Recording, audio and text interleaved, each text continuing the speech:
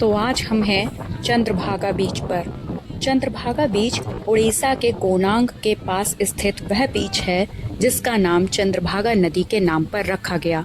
पौराणिक मान्यताओं के अनुसार कभी यहाँ चंद्रभागा नाम की एक पवित्र नदी बहा करती थी और अंततः समुद्र में विलीन हो जाती थी। भगवान कृष्ण के पुत्र सांब ने कोढ़ रोग से मुक्ति पाने के लिए इसी नदी के मिलन वाले स्थान पर भगवान सूर्यदेव की तपस्या की थी। आज यह नदी तो विलुप्त हो चुकी है, लेकिन यह स्थान आज भी चंद्रभागा के मिलन संकेत के रूप में जाना जाता है। यह भारत का ऐसा पहला समुद्र तट है जिसे अंतर्राष्ट्रीय मानकों के अनुरूप स्वच्छ और सुरक्षित होने के लिए ब्लू फ्लैग प्रमाणन प्राप्त हुआ है। आप भी यहाँ आइए और यहाँ की प्राकृतिक सुंदरता का आनंद लीजिए।